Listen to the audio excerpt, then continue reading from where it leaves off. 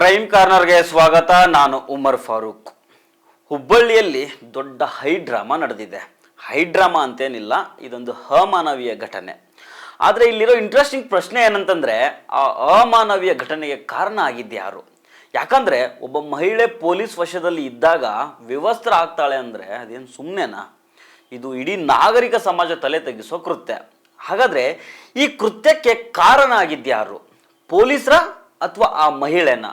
ಅಷ್ಟಕ್ಕೂ ವಿವಸ್ತ್ರ ಆಗೋ ತರಹದ ಹೈಡ್ರಾಮಾ ನಡೆದಿದ್ದಕ್ಕೆ ಕಾರಣ ಏನಿರಬಹುದು? ಇದೆಲ್ಲವನ್ನು ಈ ವಿಡಿಯೋದಲ್ಲಿ ಡೀಟೇಲ್ ಆಗಿ ನೋಡೋಣ. ಆದರೆ ಅದಕ್ಕೂ ಮೊದಲು ನೀವಿನ್ನೂ ನಮ್ಮ ಚಾನಲನ್ನು ಸಬ್ಸ್ಕ್ರೈಬ್ ಮಾಡಿಲ್ಲ ಅಂದರೆ ದಯವಿಟ್ಟು ಸಬ್ಸ್ಕ್ರೈಬ್ ಮಾಡ್ಕೊಳ್ಳಿ. ಹಾಗೆ ಈ ವಿಡಿಯೋವನ್ನು ಕಡೆ ತನಕ ಮಿಸ್ ಮಾಡದೆ ನೋಡಿ.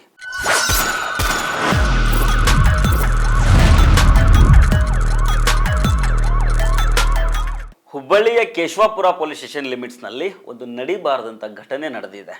ಒಬ್ಬ ಮಹಿಳೆಯನ್ನ ಪೊಲೀಸರು ಅರೆಸ್ಟ್ ಮಾಡೋ ಹೊತ್ತಲ್ಲೇ ಆಕೆಯ ವಸ್ತ್ರಗಳು ವಿವಸ್ತ್ರ ಆಗಿದ್ದಾವೆ. ಈ ಘಟನೆ ಇಡೀ ನಾಗರಿಕ ಸಮಾಜ ತಲೆ ತಗ್ಸೋ ರೀತಿ ಮಾಡಿದೆ ಅಂತ ಆಕ್ರೋಶ ವ್ಯಕ್ತ ಆಗ್ತಾ ಇದೆ. ಜನವರಿ 5ನೇ ತಾರೀಕು ನಡೆದಿದ್ದ ಈ ಗಲಾಟೆ ತಡವಾಗಿ ಬೆಳಕಿಗೆ ಬಂದಿದೆ. ಮಹಿಳೆಯ ವಸ್ತ್ರ ವಿವಸ್ತ್ರ ಆದ ವಿಡಿಯೋಗಳು ಸಾಮಾಜಿಕ ಜಾಲತಾಣಗಳಲ್ಲಿ ವೈರಲ್ ಆಗ್ತಾ ಇದ್ದಾವೆ. ಮೊದಲಿಗೆ ಪೊಲೀಸರೇ ಆ ಮಹಿಳೆಯನ್ನ ವಿವಸ್ತ್ರ ಮಾಡಿದ್ದಾರೆ, ಪಾಪ ಆಕೆ ಮೇಲೆ ಹಲ್ಲೆ ಮಾಡಿಬಿಟ್ಟಿದ್ದಾರೆ ಅನ್ನೋ ಸುದ್ದಿಗಳು ಓಡಾಡಿದ್ವು. ಆದ್ರೆ ಈಗ ಅಸಲಿಯತ್ತು ಬಯಲಿಗೆ ಬಂದಿದೆ. ವಿಷಯ ಏನಂತಂದ್ರೆ, ಬಂಧನಕ್ಕೊಳಗಾಗಿ ವಿವಸ್ತ್ರಗೊಂಡ ಮಹಿಳೆಯ ಹೆಸರು ಸುಜಾತ ಹಂಡಿ. ಇವರು ಬಿಜೆಪಿ ಕಾರ್ಯಕರ್ತೆ ಆಗಿರ್ತಾರೆ. ಮೊದಲು ಕಾಂಗ್ರೆಸ್ ಪಕ್ಷದಲ್ಲಿದ್ದರಂತೆ, ಇತ್ತೀಚೆಗೆ ಬಿಜೆಪಿ ಸೇರ್ಪಡೆ ಆಗಿದ್ದಾರೆ. ನಿಮಗೆ SIR ಗೊತ್ತಲ್ವಾ? ಮತದಾರರ ಪಟ್ಟಿ ಪರಿಷ್ಕರಣೆ ವಿಚಾರದಲ್ಲಿ ಕಾಂಗ್ರೆಸ್ ಮತ್ತು ಬಿಜೆಪಿ ಕಾರ್ಯಕರ್ತರ ನಡುವೆ ಗಲಾಟೆ ನಡೆದಿರುತ್ತೆ. ಈ ಹಿನ್ನೆಲೆಯಲ್ಲಿ ಕಾಂಗ್ರೆಸ್ ಕಾರ್ಪೊರೇಟರ್ ಆಗಿರೋ ಸುವರ್ಣ ಕಲ್ಕುಂಟ ಸುಜಾತ ಹಂಡಿ ಮೇಲೆ ಕಂಪ್ಲೇಂಟ್ ಕೊಟ್ಟಿರ್ತಾರೆ. ಹೀಗಾಗಿ ಹುಬ್ಬಳ್ಳಿಯ ಕೇಶವಾಪುರ ಪೊಲೀಸರು ಸುಜಾತ ಹಂಡಿಯನ್ನು ಅರೆಸ್ಟ್ ಮಾಡೋದಕ್ಕೆ ಮುಂದಾಗಿರ್ತಾರೆ. ಕಂಪ್ಲೇಂಟ್ ಏನಂದ್ರೆ, ಕಾಂಗ್ರೆಸ್ ವೋಟರ್ಗಳ ಹೆಸರನ್ನ ವೋಟರ್ ಲಿಸ್ಟ್ನಿಂದ ಡಿಲೀಟ್ ಮಾಡಿಸಿದ ಆರೋಪ ಈ ಸುಜಾತ ಹಂಡಿ ಮೇಲೆ ಇರುತ್ತೆ. ಹೀಗಾಗಿ ಇವರನ್ನ ಅರೆಸ್ಟ್ ಮಾಡೋದಕ್ಕೆ ಅಂತ ಪೊಲೀಸರು ಹೋದಾಗ ಈ ಸುಜಾತ ಹಂಡಿ ರಂಪಾಟ ಮಾಡಿಬಿಡ್ತಾಳೆ. ಆದ್ರಿಂದ ಮಹಿಳಾ ಪೊಲೀಸರು ಏನು ಮಾಡ್ತಾರಂದ್ರೆ, ಗಾಡಿ ಎತ್ತಿ ಕೂತ್ಕೊಳ್ಳಮ್ಮ ಅಂತ ಹೇಳ್ಕೊಂಡ್ಬಂದು ಪೊಲೀಸ್ ವ್ಯಾನ್ ಒಳಗೆ ಕೂರಿಸ್ತಾರೆ. ಈ ಸಂದರ್ಭದಲ್ಲಿ ನೋಡ್ತಾ ಇದ್ದಂಗೆನೆ ಪೊಲೀಸ್ ವ್ಯಾನ್ ಒಳಗೆ ಇದ್ದ ಮಹಿಳೆಯ ಮೈ ಮೇಲೆ ಬಟ್ಟೆಗಳೇ ಇರೋದಿಲ್ಲ. ಇದೇನು ಸುಮ್ಮನೆ ಸಾಮಾನ್ಯ ವಿಚಾರ ಏನಲ್ಲ. ಪೊಲೀಸರೇ ಆ ಮಹಿಳೆ ಮೇಲೆ ಹಲ್ಲೆ ಮಾಡಿದ್ದಾರೆ, ಆಕೆಯನ್ನು ವಿವಸ್ತ್ರಗೊಳಿಸ್ಬಿಟ್ಟಿದ್ದಾರೆ ಅಂತ ಇದು ಇಡೀ ನಾಗರಿಕ ಸಮಾಜ ತಲೆ ತಗ್ಗಿಸೋ ಕೃತ್ಯ ಅಂತ ಪೊಲೀಸರ ವಿರುದ್ಧ ಆಕ್ರೋಶ ವ್ಯಕ್ತ ಆಗುತ್ತೆ. ಈ ಘಟನೆ ಬೆಳಕಿಗೆ ಬಂದ ತಕ್ಷಣವೇ Hubballi Dharwad police commissioner N. Shashikumar Keshavapura police ಸ್ಟೇಷನ್ಗೆ ದೌಡಾಯಿಸಿ ಬಂದು ಪರಿಶೀಲನೆ ನಡೆಸ್ತಾರೆ. ಆಮೇಲೆ ಅಲ್ಲಿ ಆಗಿದ್ದೇನು ಅನ್ನೋದನ್ನ ಕಮಿಷನರ್ N. ಶಶಿಕುಮಾರ್ ಎಳೆಯಾಗಿ ಬಿಡಿಸಿ ನಾಡಿನ ಮುಂದೆ ಇಟ್ಟಿದ್ದಾರೆ. Commissioner N. ಶಶಿಕುಮಾರ್ ಹೇಳಿರೋ ಪ್ರಕಾರ, ಪೊಲೀಸರು ಸುಜಾತ ಮೇಲೆ ಹಲ್ಲೆ ಮಾಡಿದ್ದಲ್ಲ, ಸುಜಾತಾಳೇ ಪೊಲೀಸರ ಮೇಲೆ ಹಲ್ಲೆ ಮಾಡಿದ್ದಾಳೆ. ಪೊಲೀಸ್ ವ್ಯಾನ್ ಒಳಗೆ ಬರ್ತಿದ್ದಂಗೆನೆ ತನ್ನ ಬಟ್ಟೆಯನ್ನು ತಾನೇ ತೆಗೆದು ದೊಡ್ಡ ರಂಪಾಟ ಮಾಡಿಬಿಟ್ಟಿದ್ದಾಳೆ. ಒಬ್ಬ ಮಹಿಳಾ ಪೊಲೀಸ್ ಸಿಬ್ಬಂದಿಯ ಹೊಟ್ಟೆಗೆ ಕಚ್ಚಿ ಗಾಯ ಮಾಡಿದ್ದಾಳೆ. ಅದಷ್ಟೇ ಅಲ್ಲ, 5 ಮಂದಿ ಸಿಬ್ಬಂದಿಗಳ ಮೇಲೆ ಹಲ್ಲೆ ನಡೆಸಿದ್ದಾಳೆ ಅಂತ ಕಮಿಷನರ್ N. ಶಶಿಕುಮಾರ್ ಮಾಧ್ಯಮಗಳಿಗೆ ಪ್ರತಿಕ್ರಿಯೆ ಕೊಟ್ಟಿದ್ದಾರೆ. ಒಮ್ಮೆ ನೋಡ್ಕೊಂಬನ್ನಿ ಅದನ್ನು. ಈಕೆಯನ್ನು ಪೊಲೀಸರು ವಶಕ್ಕೆ ತಗೊಂಡಂಥ ಸಂದರ್ಭದಲ್ಲಿ ಆಕೆ ಬೆತ್ತಲೆ ಆಗಿಲ್ಲ ಅಥವಾ ಬಟ್ಟೆಗಳನ್ನು ಕಳಚುವಂಥದ್ದು ಮಾಡಿಲ್ಲ. ಆಕೆಯನ್ನು ವಶಕ್ಕೆ ತೊಗೊಂಡಿದ್ದಾರೆ. ವಶಕ್ಕೆ ತೊಗೊಂಡಂಥ ಸಂದರ್ಭದಲ್ಲಿ ಭಾಳಷ್ಟು ರೆಸಿಸ್ಟ್ ಮಾಡಿದ್ದಾಳೆ, ಹಲ್ಲೆ ಮಾಡಿದ್ದಾಳೆ.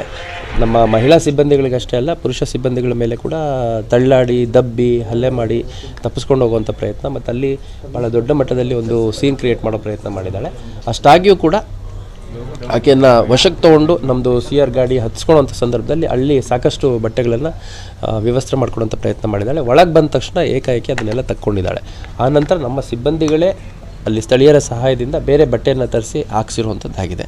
ಈಗ ನೋಡಿ, ಜನರಲ್ ಅರೆಸ್ಟ್ ಫಾರ್ಮಾಲಿಟೀಸ್ ಮಾಡಬೇಕಾದ್ರೆ ನಾವೇನು ಮಾಡ್ತೀವಿ, ಹೋಗ್ಬಿಟ್ಟು ನಿಮ್ಮ ಮೇಲೆ ಈ ಥರ ಕೇಸ್ಗಳಲ್ಲಿ ಅರೆಸ್ಟ್ ಮಾಡ್ತಿದ್ದೀವಿ ಅಂತ ಹೇಳಿದಾಗ ಅವ್ರು ಸಹಕರಿಸ್ತಾರೆ, ಅದೇನಿದೆ ಅದನ್ನು ಚಾಲೆಂಜ್ ಮಾಡೋವಂಥದ್ದು ಮಾಡ್ತಾರೆ. ಅಂದಂಗೆ ಈ ಸುಜಾತ ಹಂಡಿ ಸಾಮಾನ್ಯ ಮಹಿಳೆ ಏನಲ್ಲ ಸ್ವಾಮಿ, ಬ್ಯಾಕ್ಗ್ರೌಂಡು ಭಾರಿ ಸಖತ್ತಾಗಿ ಜೋರಾಗೇ ಇದೆ. ಒಟ್ಟು 9 ಕೇಸ್ಗಳಿದ್ದಾವೆ ಈ ಹೆಂಗಸಿನ ಮೇಲೆ. 2020ರಿಂದ 2025 ತನಕ ಬೇರೆ ಬೇರೆ ಪೊಲೀಸ್ ಸ್ಟೇಷನ್ಗಳಲ್ಲಿ ಒಟ್ಟು 5 ಕೇಸ್ಗಳು ದಾಖಲಾಗಿದ್ದಾವೆ. ಈ ವರ್ಷ ಒಟ್ಟು 4 ಕೇಸ್ಗಳು ದಾಖಲಾಗಿದ್ದಾವೆ. ಇಷ್ಟು ದೊಡ್ಡ ಕ್ರೈಮ್ ಡೈರಿ ಇಟ್ಕೊಂಡಿರೋ ಈ ಬಿಜೆಪಿ ಕಾರ್ಯಕರ್ತೆ ಈಗ ಹೈಡ್ರಾಮಾ ಮಾಡಿರೋದ್ರಲ್ಲಿ ನನಗೇನೂ ಅಂತಹ ದೊಡ್ಡ ಅತಿಶಯೋಕ್ತಿ ಕಾಣಿಸ್ತಾ ಇಲ್ಲ. ಇದೊಂದು ಅಚ್ಚರಿಯ ಬೆಳವಣಿಗೆ ಅಂತಾನೂ ಅನ್ನಿಸ್ತಾ ಇಲ್ಲ. ಈ ಹೆಂಗಸಿನ ನಡವಳಿಕೆ ಬಗ್ಗೆ ಮೊದಲೇ ಗೊತ್ತಿದ್ರಿಂದ ಅರೆಸ್ಟ್ ಮಾಡೋದಕ್ಕೆ ಹೋದಾಗ ಹೆಚ್ಚಿನ ಸಂಖ್ಯೆಯಲ್ಲಿ ಮಹಿಳಾ ಪೊಲೀಸ್ ಸಿಬ್ಬಂದಿಗಳು ಹೋಗಿದ್ರಂತೆ. ಆದರೆ ಈ ಸುಜಾತ ಒಬ್ಬ ಮಹಿಳಾ ಪೊಲೀಸ್ ಸಿಬ್ಬಂದಿಗೆ ಅಲ್ಲಲ್ಲಿ ಕಚ್ಚಿಬಿಟ್ಟಿದ್ದಾಳೆ. ಆ ಪೊಲೀಸ್ ಮೇಡಮ್ ಒಂದು ಸೇಫ್ಟಿಕ್ ಇಂಜೆಕ್ಷನ್ ತಗೊಂಡಿದ್ರೆ ಒಳ್ಳೇದು. ಅಂದ ಹಾಗೆ ಈ ಸುಜಾತಳ ಕ್ರೈಮ್ ಡೈರಿ ಬಗ್ಗೆ ಕಮಿಷನರ್ ಎನ್ ಶಶಿಕುಮಾರ್ ಮಾತಾಡಿದ್ದಾರೆ, ನೋಡ್ಕೊಂಬನ್ನಿ. ವರ್ಷದಲ್ಲಿ ಆಗಿರುವಂಥ ಪ್ರಕರಣಗಳು ಹೊರತುಪಡಿಸಿ 2020ರಿಂದ ಒಟ್ಟು 5 ಪ್ರಕರಣಗಳು ಈಕೆ ಮೇಲೆ ಇದ್ವು. ಈ ವರ್ಷದಲ್ಲಿ ಒಟ್ಟು 4 ಪ್ರಕರಣ ಸೇರಿದಂತೆ ಒಟ್ಟು 9 ಪ್ರಕರಣಗಳು ಈಕೆ ಮೇಲೆ